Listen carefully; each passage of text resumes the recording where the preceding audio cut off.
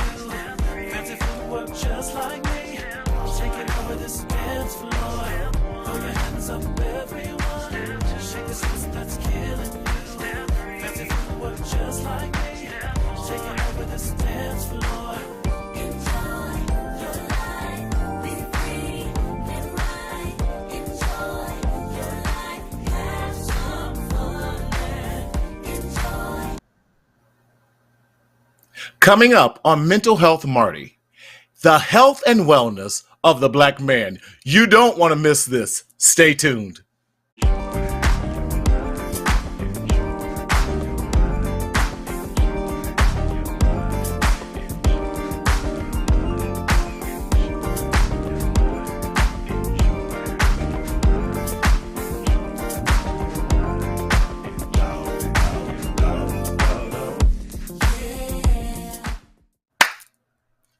What's up, everybody? Yes, it's me. I'm back. It's your host, Martinez Sellers. And this week, we are live. I missed you guys last week, but you know what? It was my birthday. I appreciate all the mad love for you guys celebrating with me on my birthday, which I think it should be a national holiday, October 11th. Yes, and we were rocking 56, y'all. Can you believe it was number 56 for me? But I am grateful to be alive, and I'm so grateful to be here with you live and in living color in Southern California. Y'all know what we say, where the sun is always shining. Y'all, it was about 85 degrees out here. Ronnie, how are you? Yes, it was about 85 degrees.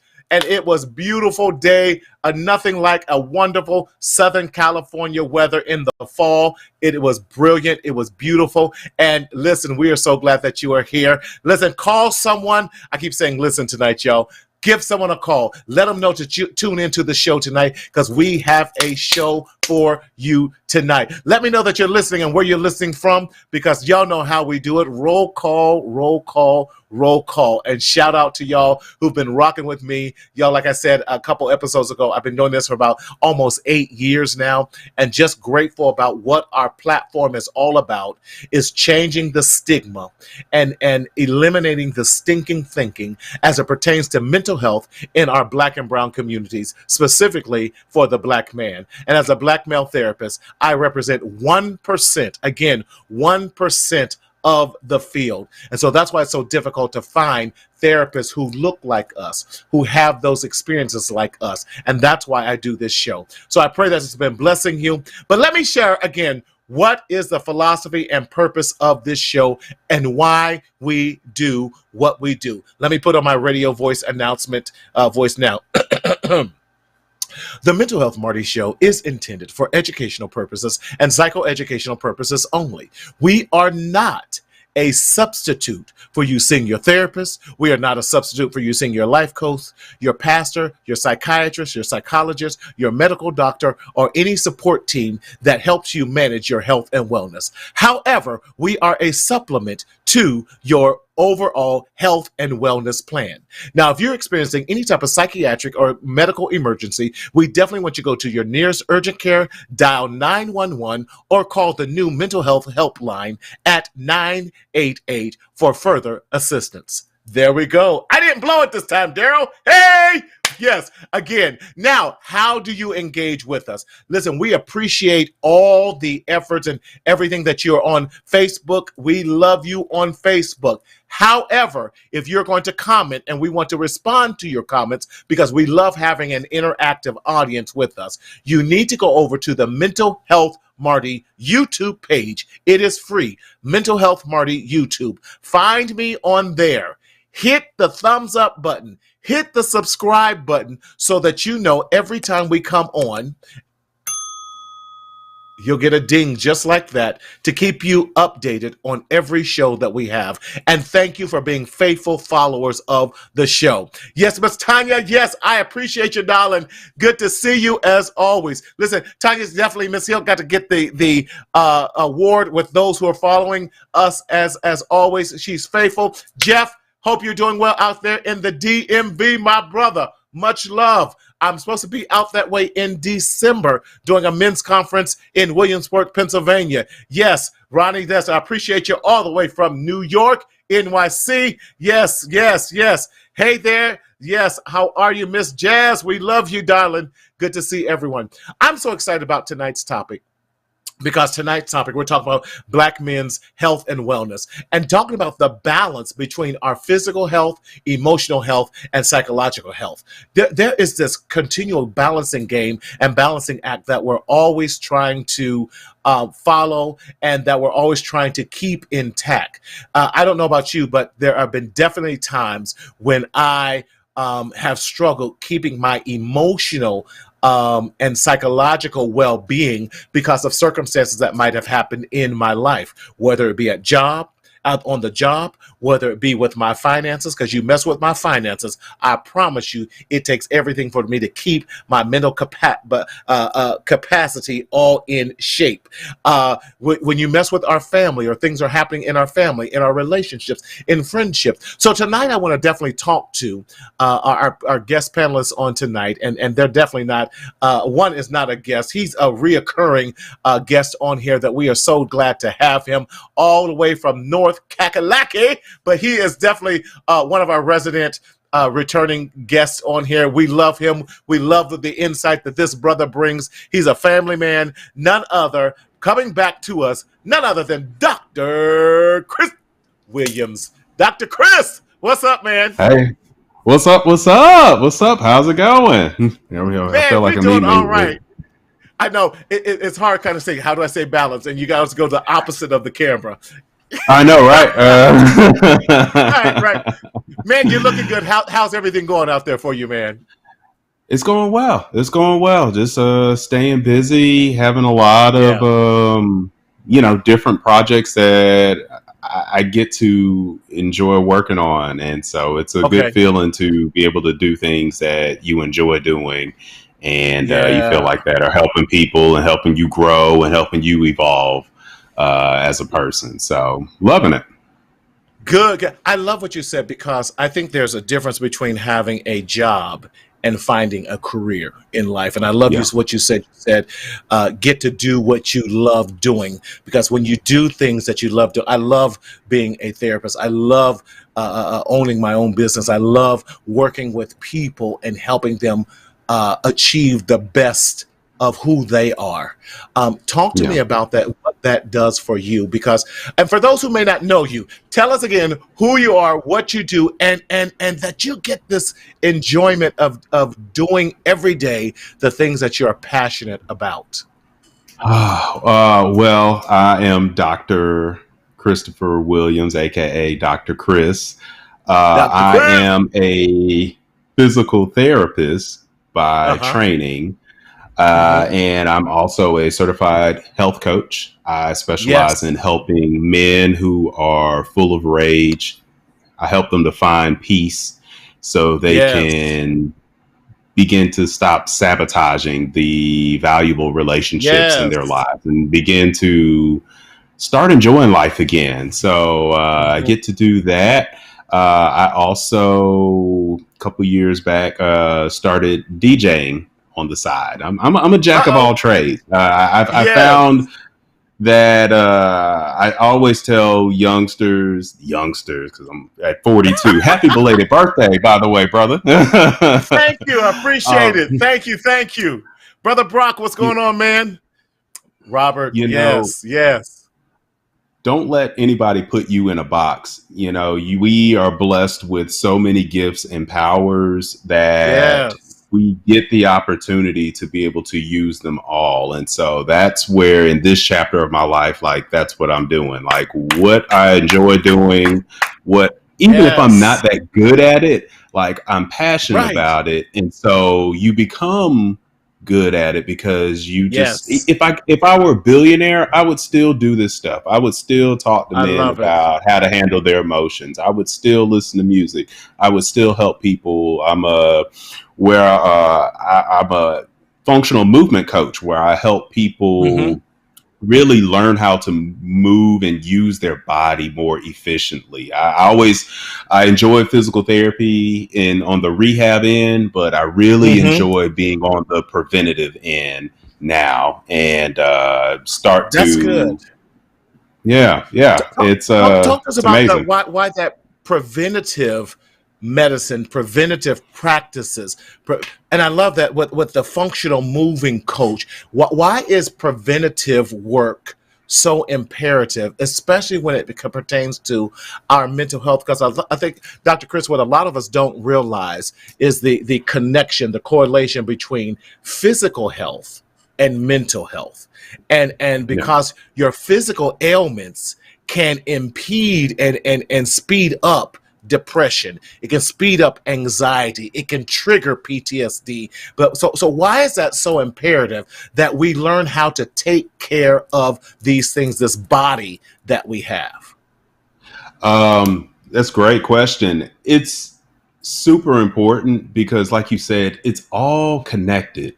I don't know how we got to this place where we thought that, well, if my medical health is okay, then everything else is good. And what I tell people is health is now this wheel. You have your medical health, you have your mental health, your emotional health. And when it comes to the functional movement coaching and physical therapy, I think not enough people are on the forefront talking about your movement health. And it is so important. It makes sense that people who typically move better also tend to move more often. They tend to have better medical health. They tend to have better emotional health.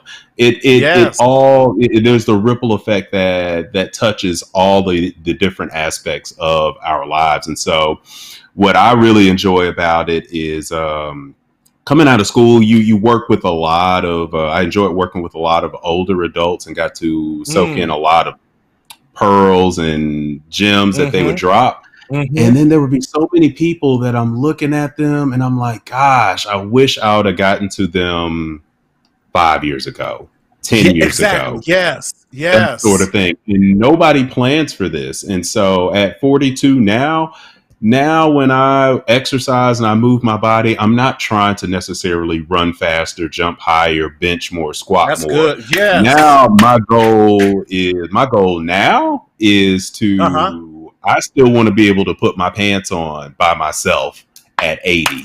I still want to be able to jump rope. I still want to be able to go hiking. Exactly. I'm now training for my functional independence later on. And they say the best time to plant a tree was 20 years ago. The second best time is right now. And so that's what and you know what I say, Dr. Chris, I said it this way too, especially because we already know that the life expectancy of Black men is anywhere from 7 to 10 years less than their white counterparts. Let me say that again for those. We know that the life expectancy of the Black man is anywhere from 7 to 10 years less than their white, and even 5 or so years less than their Hispanic counterparts. And part of that, what we can do to help lessen that gap is being physically active and doing little things. It's not, and I agree with you. Listen, at 56, listen, the mind gets up, but the body doesn't always move as quickly. That's right. That's right. Right. So, but it's imperative that what's the law of physics? An object in motion stays in motion or something. Yeah.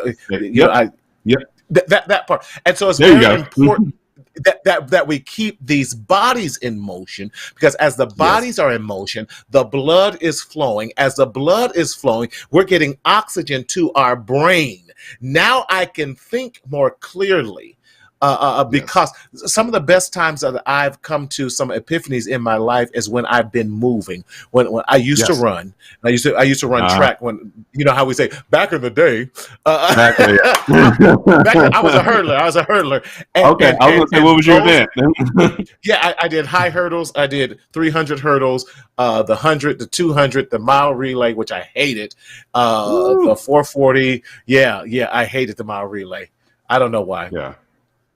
But those were the best times I process things, and even now I process best when I'm walking. One of my supervisors was laughing at me last week because she said, "Marty, you were in the parking lot just walking and talking to," because we were planning a family intervention, and I was hot, and so I needed to process and just walk and make sure that we are doing that. Yes, move your body. My daily goal is 10,000. Come on. That's great. Sister Tanya, that's right. 10,000 steps a day. Yes, I want to bring in our next guest with us in here, Dr. Chris, because you're going to love him. This brother I saw on IG, and Dr. Chris, I loved his message, how he spoke directly to Black men. And I love that as he was speaking to Black men, he kept us grounded. He kept me grounded. There were some days that I needed his message, the days that he wrote it, because he reminded me of doing little things, walking in the grass with no shoes on, feeling and getting ground, feeling the coolness of the grass and allowing that to calm. Because I love what you said, being a health coach and a anger management and rage coach manager, because a lot of times we as Black men, and we'll get into this, that anger and rage is often, from a therapeutic point of view, a substitute and one of the symptoms of depression and anxiety. Yes. And learning how to manage that. So I'm so glad to have with him for the very first time on the show. But Dr. Chris, like you, I know he ain't going to be the last time on here. And I'm glad that he's able to. I got all these doctors joining us tonight. None other than from the ATL, none other than my brother, now Dr. Curtis Jasper. Yes. Doc, what's going on, man? All right. We got you. All right. Yeah, I'm good. What's going on, gentlemen? How y'all doing, man? Thanks for having me. Man, we are so excited about having you. And Doc, I have to, grounding is so key. Jeff, you're right. You're absolutely right. And shout out to my brother Jeff here. And I think he's prime example. And I know he doesn't mind. He's been on the show. And Dr. Jasper, we're going to get into you. And I love it because Jeff is a stroke survivor. That he had a stroke before he was 50, and as we know, especially with Black men, 80% of strokes are preventable. 80%, but we as Black men, we fail to listen to our bodies. We fail to look at the triggers. We fail to.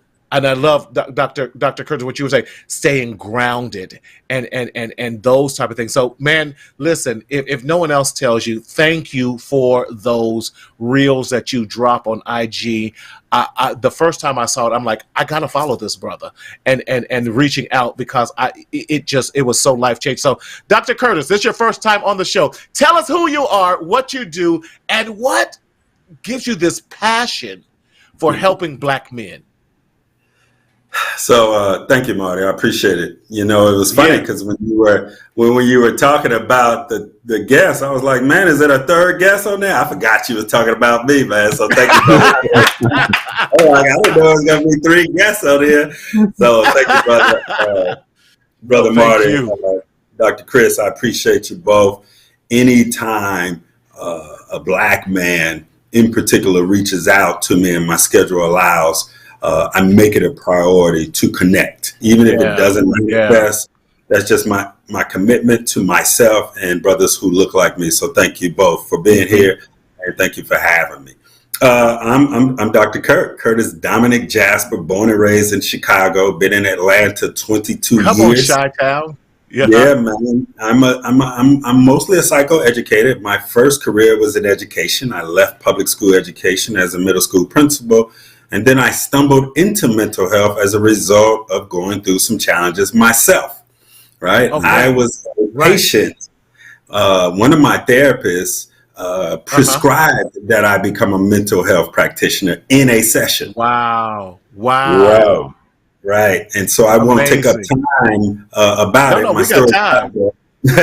I got a TED Talk out there that pretty much goes into detail about my story. To make a long story short, I am fortunate enough to have gone through some things in my life, somewhere around 39. I'm 51 now. So between around 38 to about 48, life was interesting for me.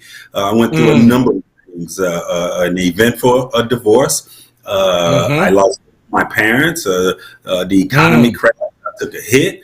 I had to sit in jail for a couple months. I had anxiety and panic attacks. I lost quite a few relationships. So I've done that. But I'm grateful now to be able to stand in a healing, safe space for brothers who reach out to me absolutely every single day. Not only do I have the clinical and counseling and psychological experience and expertise, I actually have a human in Black male form experience to share spaces with them. And I don't take it lightly, man. In a nutshell, that's me, man. Yeah. That's so powerful. And I love it because a lot of times, and thank you for sharing that, because I didn't even know that. And what happens is I think we as Black men often find ourselves in those situations and not know how to say, I need help, or find safe spaces for us to talk to each other as Black men. Because, you know, I'm of this thought process, y'all, and please correct me. That my theory is that we are allowed to have 4 types of personalities as Black men. We can be the angry Black man, which they expect us to be. We can be the over-sexualized Black man, again, what they expect us to be. We can be the entertaining Black man, whether it's on the sports side or in the music and rap and that type of side, what they expect us to be, or we can be the buffoon. But we can never be the educated Black man. We can never be the Black man who's going through trouble and trauma, who needs support. And so to see, and thank you, that's how I backdoored my way into becoming a therapist as well, as a being a UC Berkeley student. When I kept saying that's not happening in my community, when the professor said I wrote the book, I got out. And like you, Dr. Curtis, when I was going through my own divorce, I knew, I said I could either see a therapist or become a therapist. And in becoming a therapist, I start seeing a therapist. For sure. Yes. And that's okay. And thank you for sharing that, because oftentimes I believe, and Dr. Chris, I'm going to punt over to you with that, and both of you with a response to that oftentimes when we're in our situations and feel like there's no hope for us to get out of that situation, that's when we implode and then explode. And then we go into the woe is me. And so then we start to feed into the self-sabotage type of mentality. Dr. Chris, and then I'm going to punt over to Dr. Curtis. What's your thought about that? Especially when we talk about, let's go into the depressed Black man and not having that balance, the physical balance and the mental health balance, what that looks like, and how do we bounce out of that? Oh, absolutely. It's a real thing. Yeah, you know, I enjoyed Dr. Curtis, you sharing your story, and Marty, same thing. You know, we joke in PT school. Usually, most physical therapists had some kind of physical therapy experience that inspired them to become a physical therapist. Well, it's the same thing for me. You know, I went through a period where I was not handling my emotions very well. I was lashing out. I was angry. I was the angry black man. And I liked how you touched on it earlier.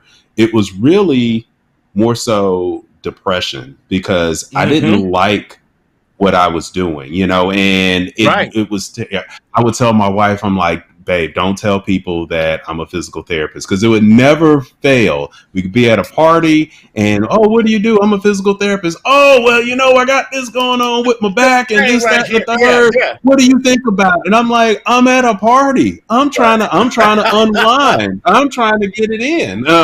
Try being a therapist at a party. Right. Are you analyzing me? No, I'm not. I'm trying to tell you nicely to move out the way so I can get me another beer. That's what I'm trying to tell you to do. Exactly. And so, what it boiled down to is that I really wasn't happy with where my career was going. And a lot of times it was connected to this whole, you mentioned the person that had a stroke. I would look at people. I'm like, I'm just not doing what I'm supposed to be doing. I'm not using my powers the way I'm supposed to. That's good. That's where being able to get on the preventative side was key for me. However, you feel so many people, you do this, that must be so fulfilling. And I felt like I had to lie each time. I couldn't be authentic. I couldn't say, no, I really don't enjoy this a lot of the times. And so then you just start really retreating to yourself. You don't talk about it. When you come home, the wife's like, how was work? And you're like, oh, that's the last thing I really want to talk about. I almost felt like, I don't know what it's like to be a soldier coming home from war, but you wouldn't say, well, so how was it out there on the battlefield? Like, this is like the last thing that I want to talk about. And people don't get it. And I wasn't helping the situation either because I wasn't expressing myself.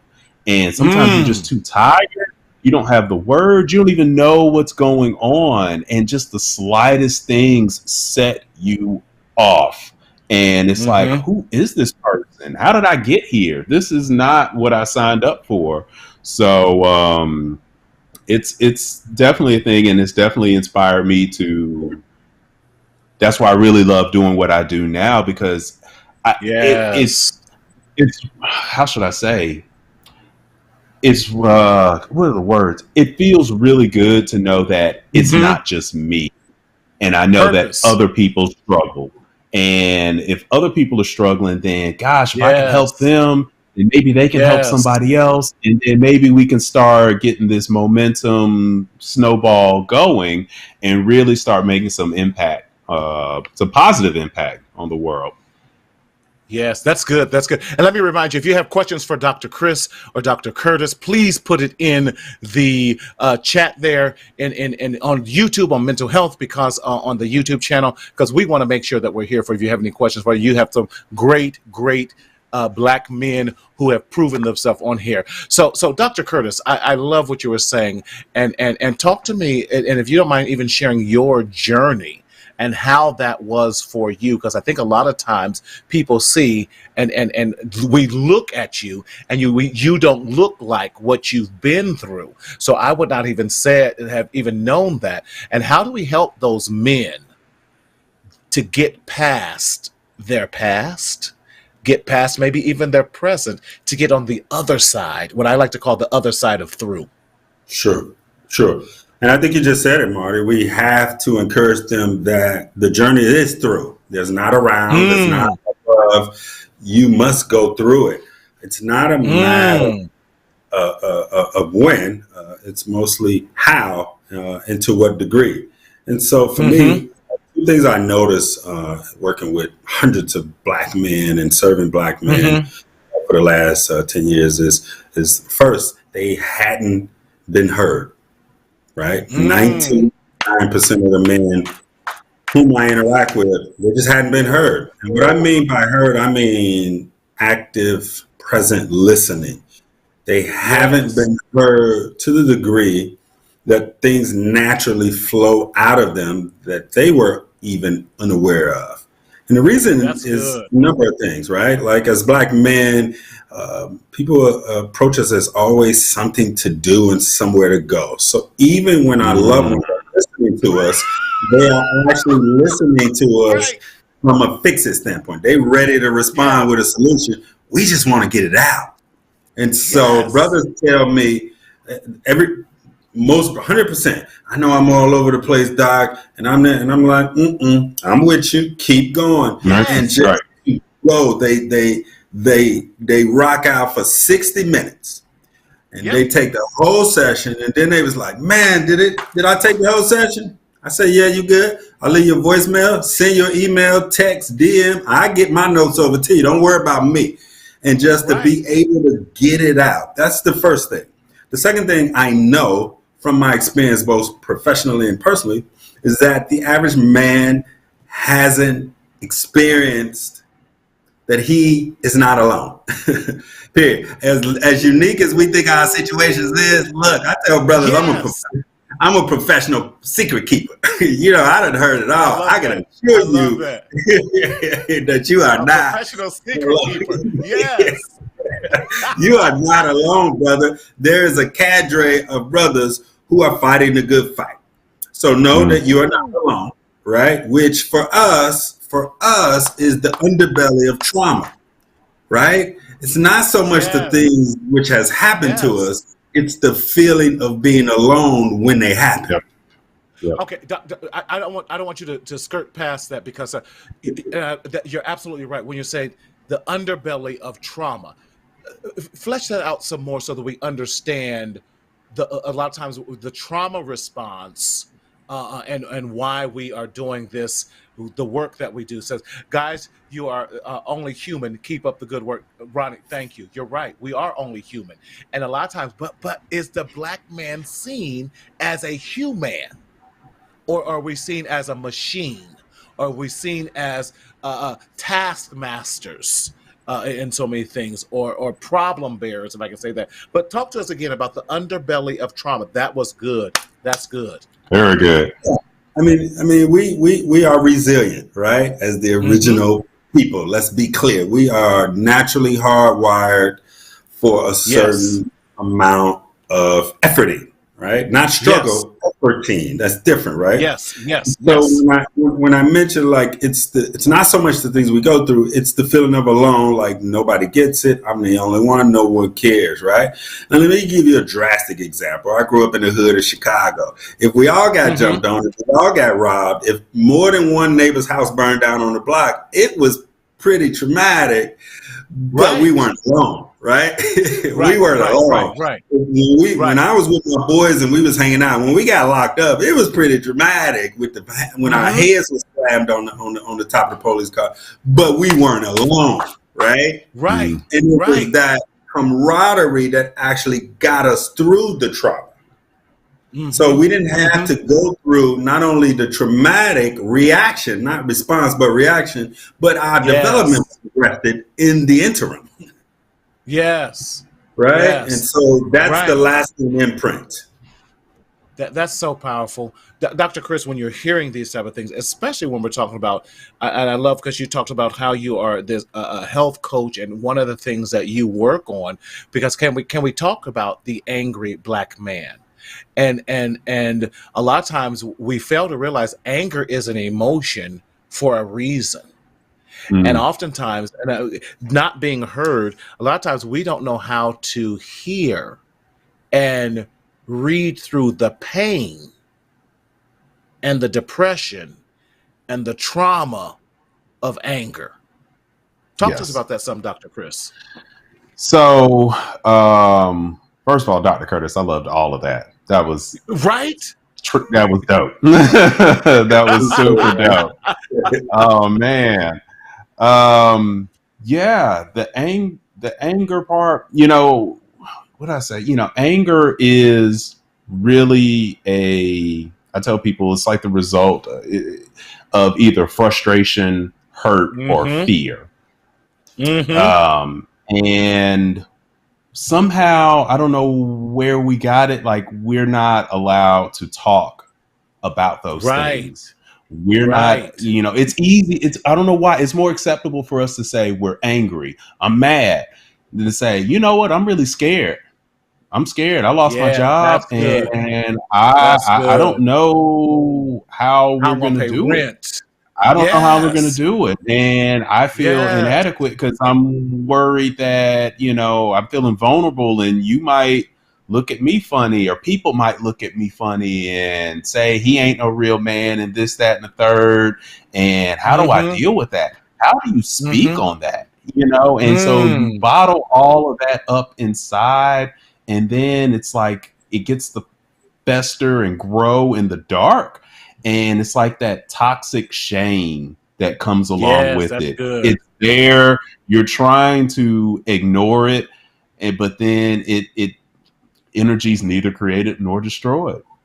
It's just transferred Mm. from one party to another. So all of a sudden something happens and it triggers that, and then next thing you know, you're flipping out over somebody eating the rest of the Doritos, and it ain't about the Right. Doritos. It's about No. you being hurt. It's about you, man. I really didn't like what you said to me the other day. I was hurt. You hurt me, brother. You hurt me. Man, depending on where you from, you're gonna be like, man, this dude sound like a punk, like this, that, and the thing. And it's That like, part. nah, Yes. that's a real man right there. You hurt me. And so, and I have to be able to say that to you, or I'm scared, or I'm just really frustrated. Things I did with my situation, I went through PT school and all of this school, and I got all Mm-hmm. these Mm-hmm. student loans, and I'm still not Right, right. happy with what I'm doing. Like, I'm frustrated. I'm frustrated as hell because I Right. thought I would, walk across the stage and get that job, and then happily ever after. And it didn't work out like Yeah. that. And so, Right. I think all of that falls under that angry umbrella. And we all have different perspectives, but they Mm. kind of lead to the same road. They lead to the same destination at the end of the day. So, Dr. Curtis, I'm going to punt this question over to you. Jonathan, so good to see you, my brother. Thank you for always tuning in.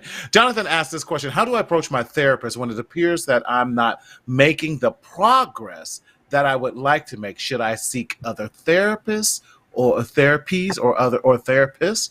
Dr. Curtis, what's your recommendation about that? Because I love that. Great So, question. so the short answer is ultimately yes. The long answer is what I'm surprised to not hear that's built in, Mr. Davis, is that progress is not discussed as an ongoing basis, right? Every Yes, session yes. should include how's the progress going, right? Your practitioner, your Mm, therapist should ask you, like, how you think it's going? Like, is it progress? Sort of as a self check-in, right? yes, I ask all of my clients every session, how you think it's going? Any comments, that's suggestions, questions? good. So the progress, by the time we look to make a move, that's because the practitioner who is responsible for that should have had some systems in place to sort of spot check that, right? When that doesn't happen, as anybody, we outgrow. So sometimes when you're not Mm, making progress, it's just time to put some fresh eyes and ears and a fresh voice in the situation.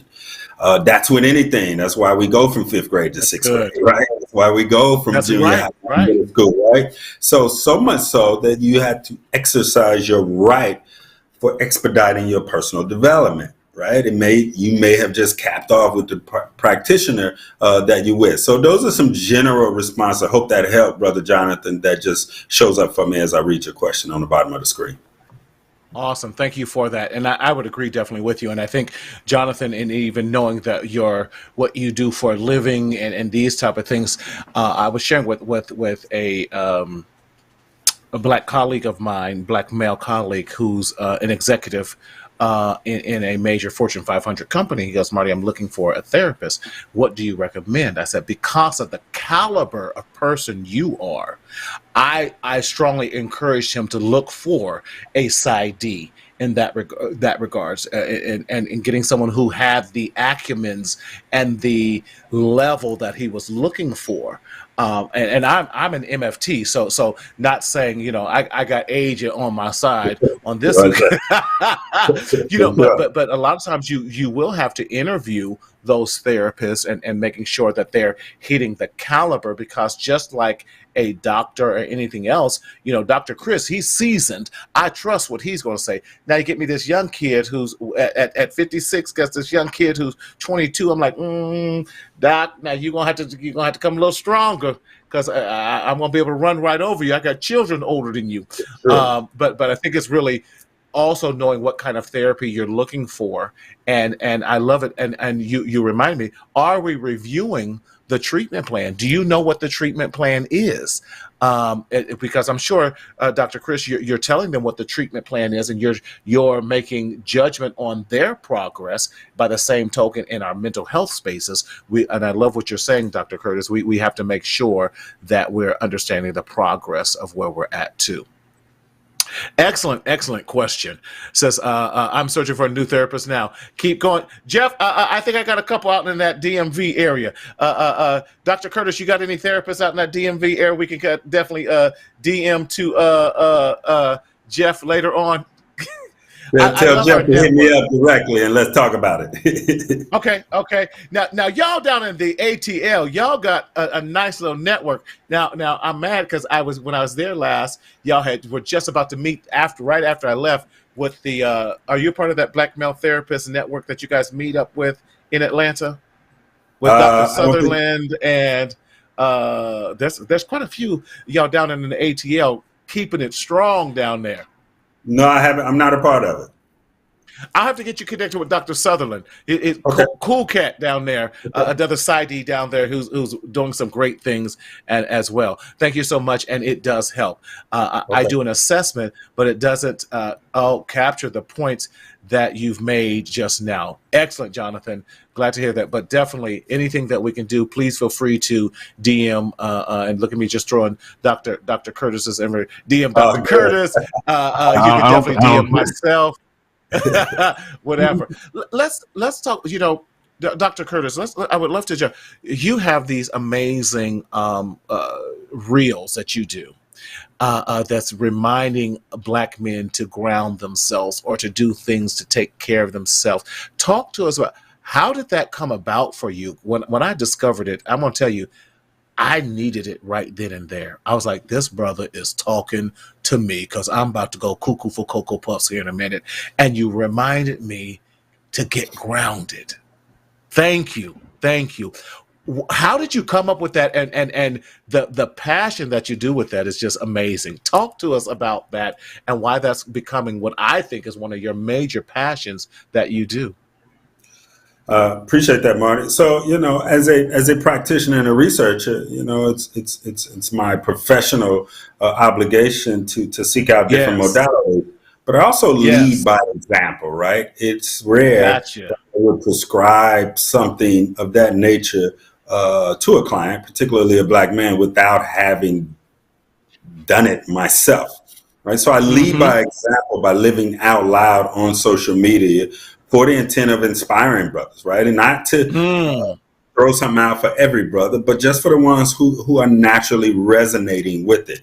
One of the things that I definitely prescribe to every brother, young and old, he could be 12, he could be 7, you got to work out. If you want to rock with me in session, my number one prescription, your ass got to go to the gym or something. I love it. Because as Dr. Chris understands, right, there is a serious physical and mental connection. Trauma is stored in the body. Right? Yep. It is confused. It is burdened up here, but it resides in the body. So if you are not able to move the body, as Dr. Chris said, come on, man, I ain't zooming with you. You're not about to lay out in my office, bro. You got to be moving, as you said, Marty. So number one thing, when the last time you work out, how much sleep you getting, what you eating, bro. Then we can start from a baseline. So, brothers, I tell you, walk in the grass, and we ain't worried about how it looks. Take them shoes off. Don't worry about your toes, and walk in that grass like you, right? And look, if you could post if you could post out at the golf range, if you could post out at the cigar lounge, you could post at the gym. Yes. Yes. I ain't judging you, bro, but get to the gym. Get to the gym and move that body. So I started with different things like that, like reading, praying, meditating, drinking tea, stuff that is traditionally used for different cultures and different gender and sex. I'm like, bro, nah, I've been there, done that on every level. I'm drinking tea and walking in the backyard with no shoes on. And I'm still with it. I love it. Yes, so, exactly. I'm still with it. Right? So, Dr. Curtis, I love that because we have to reframe and rethink about what oftentimes we have this negative toxicity when it comes to Black men and what it means to be a Black man. But you're like, listen, dog, get your ass in the gym. Number 2, take them funky shoes off and allow your toes just to get in there and grip some of this ground, the grass or whatever. Yes. Drink you some tea. Yeah, yeah. Beers are cool. Relax. I get some beers. Do some tea though. I get it. Yes. Go ahead, the balance. That's Chris. It's the balance. No, it's all. It's you have to experience it all. And I think I like what you said. As far as like leading by example. I became a fan of Bruce Lee later on in my life, but his martial arts was really just a physical manifestation of his philosophy. He was a philosophy major. Right. And one of the big things that he talks about was you gotta get moving. You gotta get moving. And so it's something magical about it that you get your blood flow going. And I think that's where it kind of puts you in that connection with the vibes and it helps get you in the zone. Marty, I loved what you said earlier. Some of your best ideas come to you when you're moving. And so in the morning, I'll sit there, I'll bring my phone, I have my headphones, and I'm listening to satellite radio. I'm getting ideas for different mixes, for DJ mixes I can do. And it's just like, it's like this, it's like this stream of ideas just start coming to you. And you're like, oh man. And you're like, man, especially when I found myself feeling like I've been in a funk for a while and be like, when was the last time you got up and moved your body, Chris? Well, dang, no wonder. You're like, man, get your ass up there and start moving. Get a sweat going. Get that music pumping. And then it feels so good that you don't care what anybody else is thinking. Like, look at how they're feeling. I'm feeling great right now. And that's what it's about. And it doesn't cost you. It doesn't cost you an arm and a leg to go do that. So, mind over mood and getting our mind over that and saying, listen, although I don't feel like getting up, I know I need to get up if I'm going to feel better, if I'm going to make any type of progress. I would say like this, even to Dr. Curtis, and especially when you talk about a coach in life, we didn't feel like going to practice. We didn't feel like going to, everybody wants to play the game. But what have you done to get ready for the game? Do we have, everybody wants to be the Black Mamba, but do we have the discipline that the Black Mamba had before the game, during the game, after the game, all of that? And not, he didn't just show up. He did the pre-work. He did the post work afterwards as well. And that's what I hear us saying today. It's necessary that we as Black men do the pre and post work when it comes to our mental and physical health and well-being. Yep. Yes. Okay, I got a little thing I want to do. We got about a little less than 10 minutes to go. I want to go over this when we talk about emotional wellness tips for the Black man. And I want to get both of your opinion on it. I got 6 quick tips tonight. Okay, the first one is this. We as Black men have to learn how to practice positivity. Dr. Curtis, talk to me about that, because brother, I love this positivity that you keep exuding from me, because you're like, I got this. I want to feel the grass. I want to drink some tea. What is all the of definitely practicing positivity? It's actually a practice, right? We are It's a natural response to well-being. We're so busy inundating ourselves with reacting to different stimuli, right? Your natural well-being is positivity, right? And you know that if you have children, you know that if you're around young people, right? So turn it into a practice, just like any brother who has played any type of sports, right? Your healing is a practice. So much so, if you're not deliberately intending on practicing positivity, whether it's in the form of grounding or being grateful, praying, meditating, or working out, you are in fact self-sabotaging. Ain't no in between for brothers. Wow. Right? Ain't no in between, right? You can't be in neutral. Stuff is going on. World's moving too fast. If you're not deliberately on some type of healing, self-care practice, you are by default self-sabotage. That's good. That's good. Dr. Chris, talk to me about practicing positivity.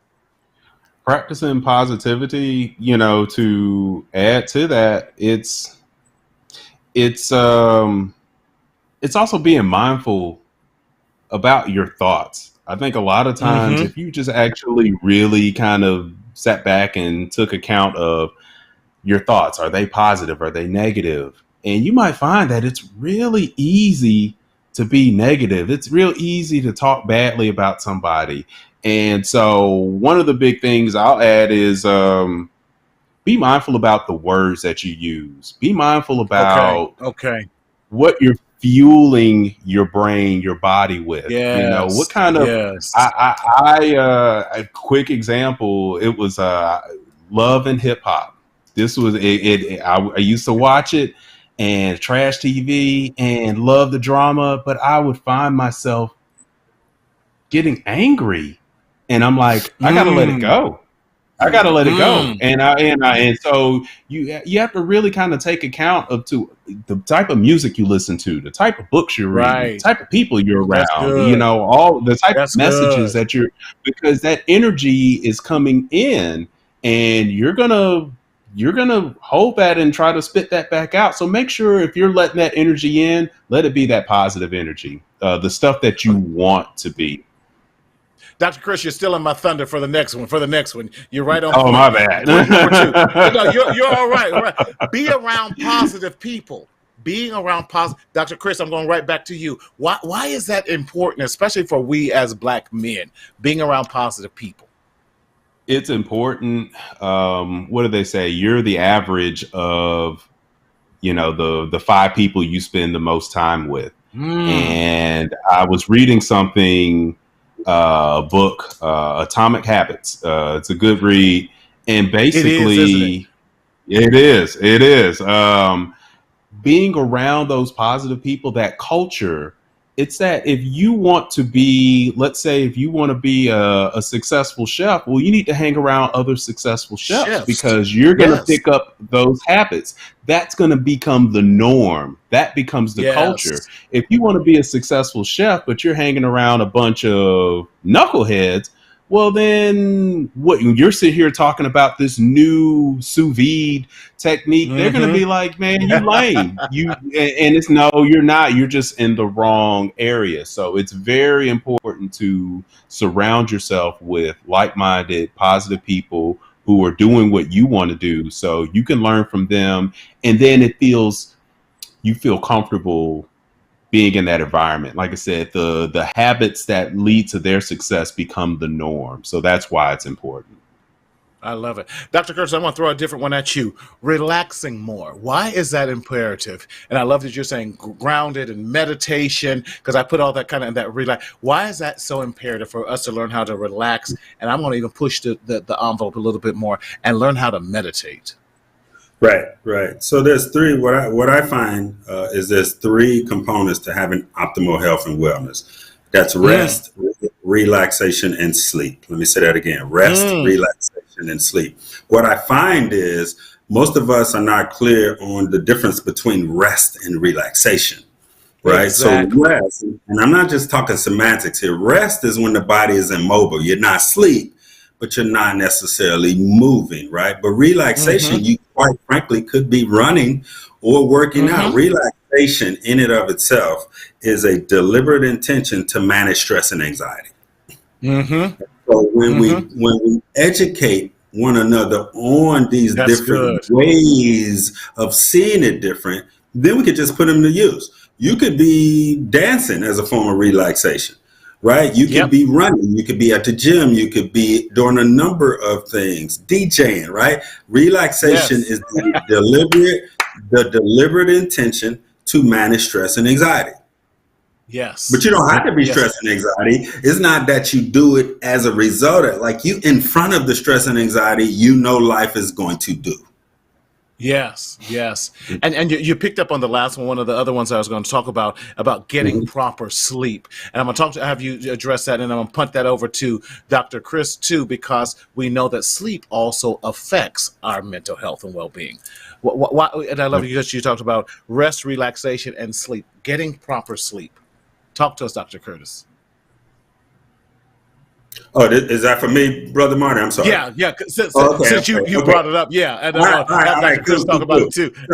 So this is. I mean, sleep is everything, and I mentioned to men, like, okay, say you can't get 7 to 8 hours, you have to become a fan of naps. I took a 2-hour nap today, right? You have to be. I don't care what happens.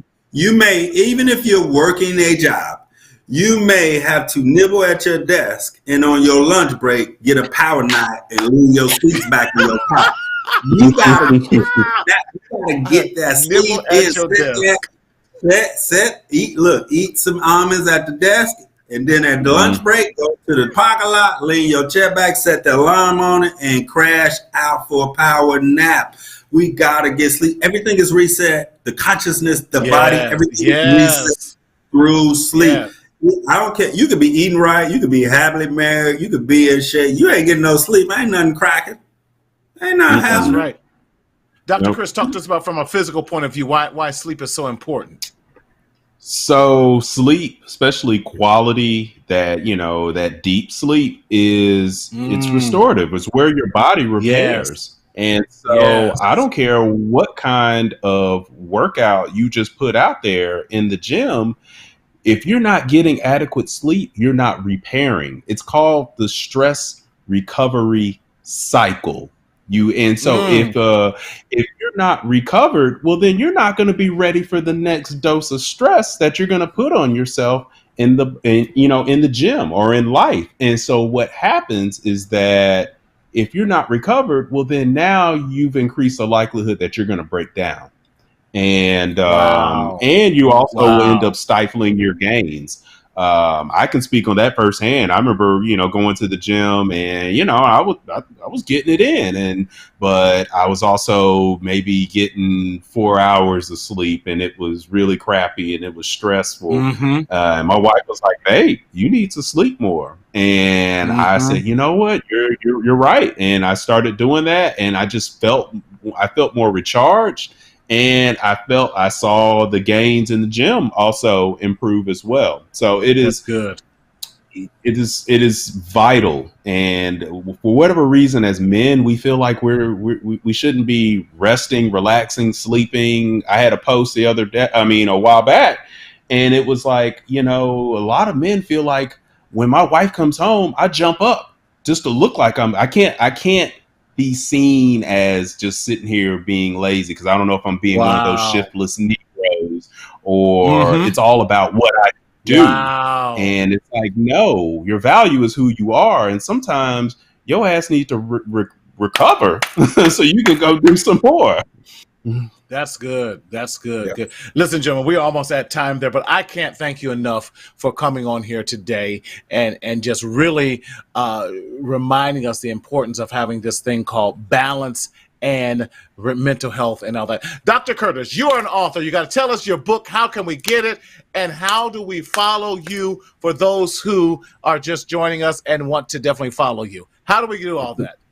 Well, first, I want to thank you, Brother Martin. Dr. Chris, thank you for having me here. I appreciate it. I am easy to find. A Google search, if you forget any of the things, will get you to me. I am on Instagram as I am Dr. Curt, Facebook and Twitter as Dr. Curtis D. Jasper. My website, the base one, is www.drcurtisdjasper.com. It'll lead you to my books. All else fails, the Google site, Amazon, to get you to my books. One of the things that I pride myself on is just being accessible for things like this, partnerships, spreading the good words, connecting with brothers I would not have met without social media in North Carolina and in California is everything to me. And I'm happy to join so that we can spread the good word to the community. So thank you. That's right. Yeah. Dr. Curtis, this won't be the last time, brother. I'll be bugging you to come on and doing some stuff, man. I love the work that you're doing. Keep doing what you're doing, man. And it's an honor. And thank you for joining us on tonight. Y'all got to go back. Make sure you follow Dr. Curtis Jasper. Make sure you're following him, like him. Y'all know how we do it here on Mental Health Marty. Make sure you also support his product and his book and all these things, because we want to make sure that we are giving back into our communities. And it'll be a great Christmas gift. It'll be great. We need help. And instead of buying those Nikes, instead of buying that Louis, instead of buying that Gucci, let's pour back into us in a way that's going to pay far more dividends than what any of those products could. Dr. Chris, man, we always glad to hear from you. Always glad, man. And Dr. Chris is giving us his radio voice and all that. But how do we follow you, Dr. Chris, and continue to follow the work that you do? Because you have some amazing posts as well that you do some reels on there. Thank you. Thank you again for having me here, and it's always great to do the work, spread the word, and I love it. And so I love being able to hook up with new people like Dr. Curtis, and it's a blessing. So I get to do this. So you can follow me. I'm on Instagram as Dr. Chris I am on IG, and I also am on TikTok as Dr. Chris on TikTok. So those are the two places that I'm kind of spending the most time with as far as if you want to hook up with me. And I'm very easily accessible. You can shoot me a DM or a message and that sort of thing. I try to be this is me. So what you see is what you get. And if you like it, you like it. If you don't, well, not for you. Hey, so right. Listen, brothers, I can't thank you enough. You guys heard it here today with Dr. Curtis and Dr. Chris as we are talking about the importance of making sure, although the trauma can start here and you experience it here, we hold it here. And trauma enters the body one way, and we have to make sure that it exits out in a healthy way. And what both of these amazing doctors have shared with us, the importance of making sure that we remain in motion, that we remain getting the exercise and going to the gym and walking and meditating and feeling the grass and feeling the ocean water come across that's what we do here on the West Coast. Make sure that cold Pacific Ocean hits our toes and shocks and wakes us up. But again, we don't ever want to leave you without any tools to make sure to support you along your mental health journey. So if you're experiencing a crisis, you can always text crises to 741-741. Some other resources that we like to leave with you today: Psychology Today, Therapy for Black Men, Good Therapy, Marcel Consulting, as well as dialing 988 if you're experiencing any type of mental health crises. What I love about these other websites is it does allow you to look for the therapist and read their information to see if they accept insurances or do any type of sliding scale if that is what you definitely need. I want to invite you to join me on October 30th. If you're in the downtown LA area, I'm back at Black on the Block. Last month, I was the only mental health provider there. We're going to be back there again, sharing the information about the importance of recognizing, just like Dr. Curtis said, that that we are heard and that we recognize that we are not alone. But in this journey called life, we don't want you to continue to secretly suffer in silence in the shadow of shame. Why? Because you are heard, you are valued, and you are seen. So as I say each week, we want you to speak up, speak out, and always live. Why do we do those things? So that you can enjoy your life. We'll see you next week. Take care and God bless. See ya.